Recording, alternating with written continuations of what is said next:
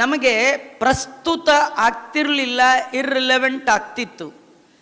5,000 ವರ್ಷಗಳ ಕೆಳಗೆ ಯುದ್ಧದ ಸಂದರ್ಭದಲ್ಲಿ ಕೃಷ್ಣ ಹೇಳಿದ ಈ ಮಾತಿನ ಸತ್ಯಾಸತ್ಯತೆಯೇ ನಮಗೆ ಹಿಡಿಸ್ತಿರ್ಲಿಲ್ಲ. ಎಲ್ಲಿ ಯುದ್ಧದ ಸಂಘದಲ್ಲಿ ನೀವು ಯೋಚನೆ ಮಾಡಿ, ಯಾರಾದರೂ ಆಫೀಸ್ಗೆ ಹೋಗಬೇಕು ಅಂತ ಕ್ಯಾರಿಯರ್ ಹಿಡಿದು ಕ್ಯಾಬ್ಗಾಗಿ ಓಡ್ತಾ ಇದ್ದರೆ ಅವನ್ನ ಹಿಡ್ಕೊಂಡು ನಿನಗೆ 1 ನಿಮಿಷ ರಾಯರ ಸ್ತೋತ್ರ ಪಾಠ ಹೇಳ್ತೀನಿ, 1 ಶ್ಲೋಕ ಕೇಳ್ತಾನ ಅವನೇ ರೆಡಿ ಇಲ್ಲ. ಒಂದು ಕಡೆಯಿಂದ ಬಿಲ್ಲಲ್ಲಿ ಬಾಣ ಹೂಡಿ ಇನ್ನೇನು ಬಾಣ ಬಿಡಬೇಕು. ಆ ಸಂದರ್ಭದಲ್ಲಿ ಭಗವದ್ಗೀತೆ 700ಕ್ಕೂ ಮಿಕ್ಕ ಶ್ಲೋಕಗಳಿಂದ ಭಗವಂತ ಅರ್ಜುನನಿಗೆ ಉಪದೇಶ ಮಾಡಿದ ಅಂದರೆ ನಂಬೋದಾದರೂ ಹೇಗೆ? ಯುದ್ಧ ಕಾಲದಲ್ಲಿ ನಡೆಯುವಂಥದ್ದ ಇದು ಅಂತ. ಹಾಗಾಗಿ ಆ ಭಗವದ್ಗೀತೆಯ ಒಂದು ಪ್ರಾಮಾಣಿಕತೆಯಲ್ಲಿಯೇ ನಮಗೊಂದು ಸಂದೇಹ ಬರಲಿಕ್ಕೆ ಕಾರಣ ಆಗ್ತಿತ್ತು. ಇಂಥ ಎಲ್ಲ ಸಂದೇಹಗಳ ನಿವಾರಣೆ ಮಾಡಿ ಭಗವಂತನ ಮಾತಿನ ಸತ್ಯತೆಯನ್ನು ಜಗತ್ತಿಗೆ ತೋರಿಸಿಕೊಟ್ಟ ಮಹಾನುಭಾವರು ಜಗದ್ಗುರು ಮಧ್ವಾಚಾರ್ಯರು. ಭಗವದ್ಗೀತೆ ಇಡೀ ಜಗತ್ತಿನಲ್ಲಿ ಎಲ್ಲ ಭಾಷೆಗಳಲ್ಲಿ, ಅತಿ ಹೆಚ್ಚು ಭಾಷೆಗಳಲ್ಲಿ ತರ್ಜುಮೆಗೊಂಡಂತಹ ಗ್ರಂಥ ಇದು. ಕೇವಲ ಆಧ್ಯಾತ್ಮ ಗ್ರಂಥ, ದೇವರ ಗ್ರಂಥ, ಮಡಿ ಗ್ರಂಥ, ಪುರಾಣ ಗ್ರಂಥ ಅಲ್ಲ, ನಿಮ್ಮ ಜೀವನ ಶೈಲಿಯ ನಿರೂಪಣೆಯನ್ನು ತೋರಿಸಿಕೊಡುವಂತಹ ಗ್ರಂಥ. ಆಧ್ಯಾತ್ಮಿಕವಾದ ಒಂದು ಅಮರ ಕೃತಿ. ಹೇಗೆ ಭಗವಂತನಿಗೆ ಕೊನೆ ಇಲ್ಲ, ಎಂಡಿಲ್ಲ, ಸಾವಿಲ್ಲ, ಅಂತ್ಯ ಇಲ್ಲ, ಹಾಗೆ ಭಗವದ್ಗೀತೆಗೂ ಅಂತ್ಯ ಕೊನೆ ಇಲ್ಲ ಅಂತ ವರ್ಣನೆ ಮಾಡ್ತಾರೆ. ಗಾತ್ರದಲ್ಲಿ ಮಾತ್ರ ಪುಟ್ಟ ಕೃತಿ, ಹಿರಿಮೆಯಲ್ಲಿ, ಅರ್ಥದ ಬಾಹುಲ್ಯದಲ್ಲಿ ಇದಕ್ಕೆ ಸರಿ ಸಾಟಿಯಾದ ಮತ್ತೊಂದು ಗ್ರಂಥವನ್ನು ಜಗತ್ತು ಕಂಡಿಲ್ಲ. ಅನುಭವಕ್ಕೆ ಹತ್ತಿರದ ಗ್ರಂಥ, ಜೀವನದಲ್ಲಿ ಬರುವ ಎಲ್ಲ ಸಮಸ್ಯೆಗಳಿಗೆ ಸಮರ್ಪಕವಾದ ಉತ್ತರವನ್ನು ಕೊಟ್ಟಂತಹ ಒಂದು ಗ್ರಂಥ ಅಂತಿದ್ರೆ ಅದು ಶ್ರೀಮದ್ ಭಗವದ್ಗೀತೆ. ಮಹಾಭಾರತ ಆಧ್ಯಾತ್ಮಿಕ ಲೋಕದ ಸಾರ್ವಭೌಮ ಗ್ರಂಥ. ಮಹತ್ವಾಚ್ಚ ಭಾರವತ್ವಾಚ್ಚ ಮಹಾಭಾರತ ಇತ್ಯುಚ್ಯತೆ ಅಂತಾರೆ. ಅದರ ಭಾರದಿಂದಲೂ ಶ್ಲೋಕದ ಭಾರ, ಅಕ್ಷರಗಳ ಭಾರ, 1,00,000 ಶ್ಲೋಕಾತ್ಮಕವಾದ ಮಹಾಭಾರತ. ಅದು ಅರ್ಥದಿಂದಲೂ ಕೂಡ ಮಹತ್ವ ಪಡೆದದ್ದು. ಆದರೆ ಇಡೀ ಮಹಾಭಾರತವನ್ನು ಎಲ್ಲರೂ ತಿಳಿದಿದ್ದಾರೆ ಅಂತ ಹೇಳೋದು ತುಂಬ ಕಷ್ಟ. ಎಲ್ಲರಿಗೆ ಮಹಾಭಾರತ ಪರಿಪೂರ್ಣವಾಗಿ ಗೊತ್ತಿಲ್ಲ. ನಮ್ಗಳಿಗಂತೂ ಗೊತ್ತೇ ಇಲ್ಲ. ನಾವೆಲ್ಲ ಪುರಾಣ ಟೈಮ್ಗೆ ಎಷ್ಟು ಬೇಕೋ ಅಷ್ಟನ್ನು ಮಾತ್ರ ನೋಡ್ಕೊಂಡು ಬರೋರು. ಇವತ್ತು ಎಷ್ಟು ಸೇಲ್ ಆಗುತ್ತೆ ಅಷ್ಟರ ಹೂವು ಕಟ್ಟುವ ಜನ ಇರ್ತಾರೆ. ಹಾಗೆ ಇವತ್ತು ಎಷ್ಟು ಬೇಕೋ ಅಷ್ಟೇ, ಪೂರ್ಣ ಅದರ ಒಳಗೆ ಯಾರಿಗೂ ಪ್ರವೇಶ ಇಲ್ಲ. ಆದರೆ ಸಮಗ್ರವಾದ ಮಹಾಭಾರತದ ಸಾರ ಸರ್ವಸ್ವ ಗ್ರಂಥ ಅದು ಭಗವದ್ಗೀತೆ. ವ್ಯಾಸ ರೂಪದಲ್ಲಿ ಬರೆದು ಕೃಷ್ಣ ರೂಪದಲ್ಲಿ ಉಪದೇಶ ಮಾಡಿದ್ದು.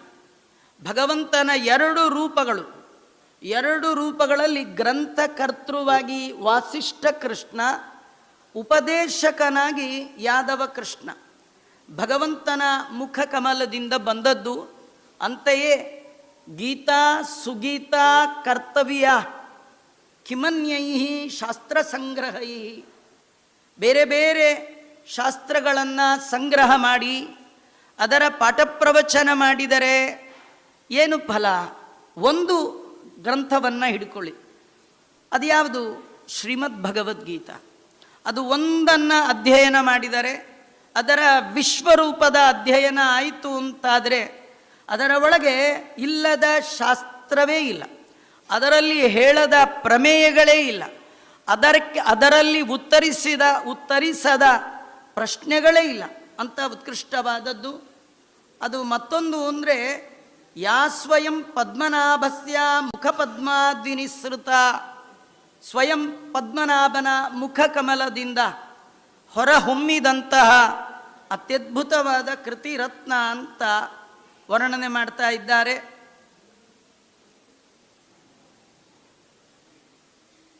ಮಹಾಭಾರತ ಅದರ ಒಳಗಿನ ಭಗವದ್ಗೀತೆಯ ಬಗ್ಗೆ ಒಂದು ಸುಂದರವಾದ ಮಾತಿದೆ. ಸರ್ವೋಪನಿಷದೋ ಗಾವಃ ದೋಗ್ಧ ಗೋಪಾಲನಂದನಃ ಪಾರ್ಥೋ ವತ್ಸಃ ಸುಧೀರ್ಭೋಕ್ತ ದುಗ್ಧಂ ಗೀತಾಮೃತಂ ಮಹತ್. ಸರ್ವೋಪನಿಷದೋ ಗಾವಃ, ಉಪನಿಷತ್ತುಗಳಿಗೆ ಶ್ರುತಿ ಶಿರಸ್ಸಂತ ಕರೀತಾ ಇದ್ದಾರೆ.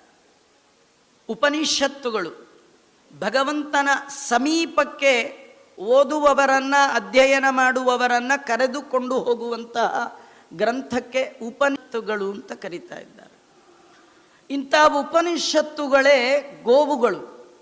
ಸರ್ವೋಪನಿಷದೋ ಗಾವಃ, ಈ ಗೋವಿನ ಹಾಲನ್ನು ಕರೆಯುವವ ದೋಗ್ಧ ಗೋಪಾಲನಂದನ ಕೃಷ್ಣ. ಆ ಉಪನಿಷತ್ತುಗಳಲ್ಲಿ ಅಡಕವಾದ ರಸವನ್ನು ನಮ್ಮ ತನಕ ಬರುವ ಹಾಗೆ ಕರೆದು ಕೊಟ್ಟವ ಕೃಷ್ಣ. ಹಾಲು ಬರಬೇಕಂತಾದರೆ ಕರು ಬೇಕು. ಕರು ಇಲ್ಲ ಅಂತಾದರೆ ಹಸು ಹಾಲು ಕೊಡೋಲ್ಲ. ಅದು ಕ್ರಮ ಅಲ್ಲ. ಏನು ಬೇಕಿಲ್ಲ ಆಚಾರ್ಯ, ಕರು ಬೇಕಿಲ್ಲ, ಇವಾಗೆಲ್ಲ ಮಿಷಿನ್ ಬಂದಿದೆ ಅಂತ ಕೆಲವರು. ಹಾಗೆ ಕ್ರಮ ಅಲ್ಲ ಅದು. ಹಾಗಾಗಿ ಕರು ಹಸುವಿನ ಹಾಲನ್ನು ಕುಡಿಯುವಾಗ ಸ್ವಾಭಾವಿಕವಾಗಿ ಹಸು ಹಾಲನ್ನು ಸ್ರವಿಸುತ್ತೆ. ಆ ಹಾಲು ಉತ್ತಮ. ಹೀಗಾಗಿ ಕೃಷ್ಣ ಉಪನಿಷತ್ತನ್ನುವ ಗೋವುಗಳಿಂದ ಹಾಲನ್ನು ಹಿಂಡುವ ಸಂದರ್ಭದಲ್ಲಿ ಕರುವನ್ನಾಗಿ ಮಾಡಿಕೊಂಡದ್ದು ತನ್ನ ಪ್ರಾಣ ಸಖನಾದ ಅರ್ಜುನನನ್ನು. ಪಾರ್ಥೋ ವತ್ಸಃ, ಕರುವಿಗೆ ಎಷ್ಟು ಹಾಲು? ಹಸುವಿನ ಎಲ್ಲ ಹಾಲು ಕರುವಿಗಲ್ಲ. ಕರು ಕುಡಿದದ್ದಕ್ಕಿಂತ ಉಳಿದವರು ಕುಡಿಯೋದೇ ಜಾಸ್ತಿ. ಹಾಗಾದರೆ ಆ ಕರೆದ ಮಿಕ್ಕ ಹಾಲು ಯಾರಿಗೆ ಅಂದರೆ ನಮಗೆ ನಿಮಗೆ ಅಲ್ವಾ? ದುಗ್ಧಂ ಗೀತಾಮೃತಂ ಮಹತ್. ಹಾಗಾದರೆ ಬಂದ ಹಾಲು ಯಾವುದದು ಅಂದರೆ ಕೃಷ್ಣನ ಮುಖ ಕಮಲದಿಂದ ಬಂದ ಭಗವದ್ಗೀತೆಯೇ ಆ ಅಮೃತ ಅಂತ ವರ್ಣನೆ ಮಾಡಿದ್ದಾರೆ. ಈ ಭಗವದ್ಗೀತೆಯನ್ನು ಕೇಳುವ ಮೊದಲು ಮತ್ತೊಂದು ಮಾತು ನೆನಪಿಟ್ಕೊಳ್ಬೇಕು. ಇದು ಜೀವನದಲ್ಲಿ ಮಾತ್ರ ಉಪಯೋಗಕ್ಕೆ ಬರುವ ಗ್ರಂಥ ಅಲ್ಲ, ಜೀವನದ ಕೊನೆಗೂ ನೆನಪಲ್ಲಿ ಇರಬೇಕಾದ ಗ್ರಂಥ. ಇನ್ನೇನು ಸಾಯ್ತೀವಿ ಅನ್ನುವಾಗಲೂ ಇದರ ನೆನಪು ನಿಮಗೆ ಬರಬೇಕು. ಯಾಕಂದರೆ ಒಂದು ಮಾತಿದೆ, ಗೀತಾ ಗಂಗೇಚ ಗಾಯತ್ರಿ ಗೋವಿಂದೇತಿ ಹೃದಯ ಸ್ಥಿತೆ ಚತುರ್ಗಕಾರ ಸಂಯುಕ್ತೆ ಪುನರ್ಜನ್ಮ ನ ವಿದ್ಯತೆ. ನಾಲ್ಕನ್ನು ನಾವು ಸದಾ ನೆನಪಲ್ಲಿಟ್ಕೊಳ್ಬೇಕಾದ್ದು. ಅದರಲ್ಲಿ ಮೊದಲು ಯಾವುದು ಅಂದರೆ ಇದೇ ಗೀತಾ.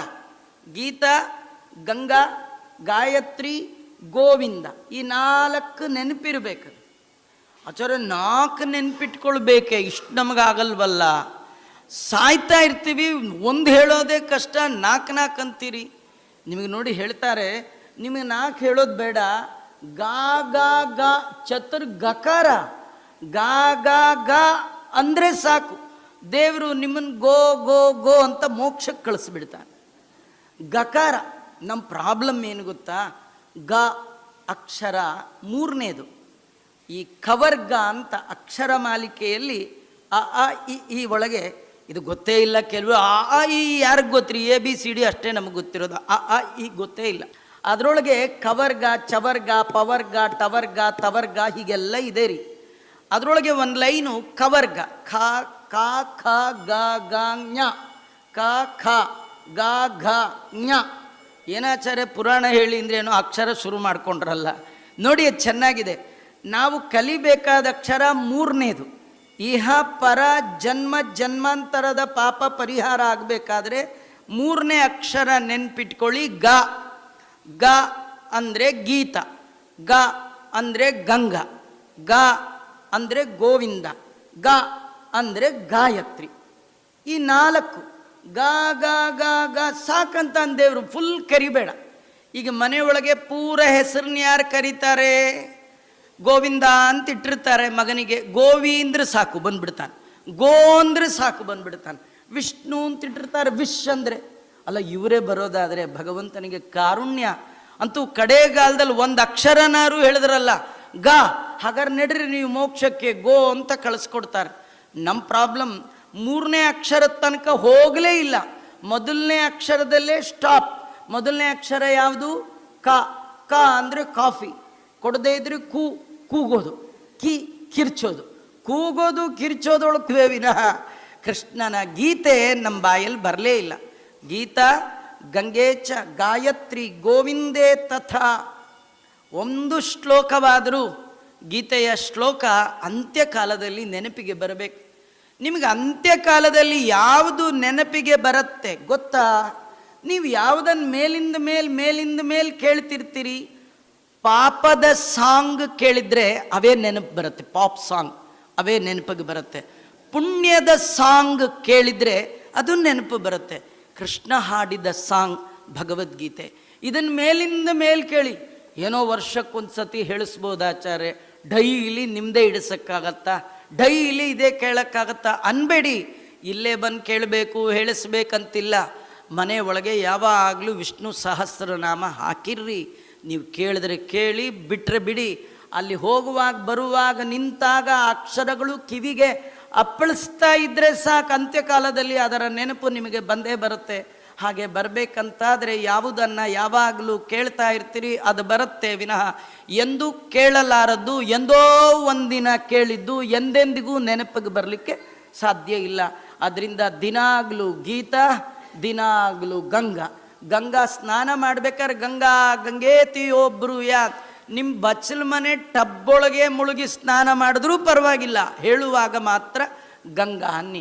ಅದಕ್ಕೆ ನಮ್ಮ ಹಿರಿಯರು ನಿಮ್ಮ ಹಿರಿಯರು ಸ್ನಾನ ಮಾಡುವ ಪಾತ್ರೆಗೆ ಆ ಹೆಸರಿಟ್ಟಿರ್ತಿದ್ರು ಗಂಗಾಳ ಅಂತ. ನಾವು ಅದನ್ನು ತೆಗೆದು ಕಿತ್ತಕ್ಕೆ ಬಕೆಟ್ ಮಾಡ್ಕೊಂಡು ಕೂತಿದ್ದೀವಿ, ಟಬ್ಬು ಮಗ್ಗು ಮಾಡ್ಕೊಂಡು ಕೂತಿದ್ದೇವೆ. ಬಾಯಲ್ಲಿ ಗಂಗಾ ಅನ್ಲಿಕ್ಕೆ ಏನು ಕಾಸು ಖರ್ಚು ನಂಗೆ ಗೊತ್ತಿಲ್ಲ. ಸ್ನಾನ ಮಾಡುವಾಗ ಯಾವುದೇ ನೀರಿರಲಿ, ಬೆಳಗಿನ ಜಾವ ಮಾಡುವ ಸ್ನಾನದ ಎಲ್ಲಿ ನೀರು, ಎಲ್ಲ ನೀರಿನ ಒಳಗೆ ಆ ಗಂಗೆಯ ಸನ್ನಿಧಾನ ಇದೆ. ಗಂಗೆ ಮಾಂ ಪುನೀಹಿ, ಅಮ್ಮ ನನ್ನನ್ನು ಪವಿತ್ರೀಕರಿಸು ಅಂತ ಆ ತಾಯಿಯ ನೆನಪು ಮಾಡಿಕೊಂಡರೆ ಸಾಕು, ನಮ್ಮನ್ನು ಪವಿತ್ರೀಕರಿಸ್ತಾಳೆ. ಅಂತಹ ಗಂಗೆ ಕಂಠಕ ಪ್ರಾಣ ಕಂಠದಲ್ಲಿ ಬಂದಾಗ ಒಂದು ಡ್ರಾಪ್ ಅದರ ನೀರು ಬಾಯೊಳಗೆ ಬೀಳ್ಬೇಕು, ಇಲ್ದಿದ್ರೆ ಬೇಡ. ಗಂಗಾ ಅಂತ ಅಂದರೆ ಸಾಕು. ಗೀತಾ, ಗಂಗಾ, ಗಾಯತ್ರಿ.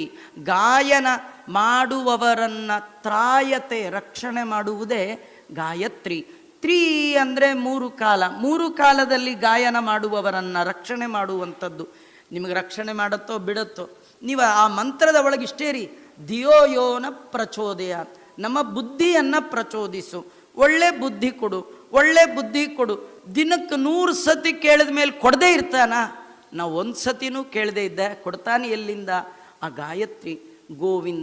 ಗೋವಿಂದ ಅಂದರೆ ವೇದ ಪ್ರತಿಪಾದ್ಯನಾದ ಆ ಭಗವಂತನ ಸ್ತುತಿಯನ್ನು ಮಾಡಿದರೆ ಸಾಕು, ಅವನು ಮತ್ತೆ ಬರೋದೇ ಇಲ್ಲ. ಹೀಗಾಗಿ ಭಗವದ್ಗೀತೆ ಜೀವನಕ್ಕೆ ಮಾತ್ರ ಅಲ್ಲ, ಜೀವನದ ಅಂತ್ಯಕ್ಕೂ ಬೇಕು. ಬರೀ ಅಂತ್ಯಕ್ಕೆ ಮಾತ್ರ ಅಲ್ಲ, ಜನ್ಮಾಂತರಕ್ಕೂ ಬೇಕಾದಂತಹ ಜ್ಞಾನದ ನೆಲೆ, ಜ್ಞಾನದ ಸೆಲೆ ಶ್ರೀಮದ್ ಭಗವದ್ಗೀತೆ.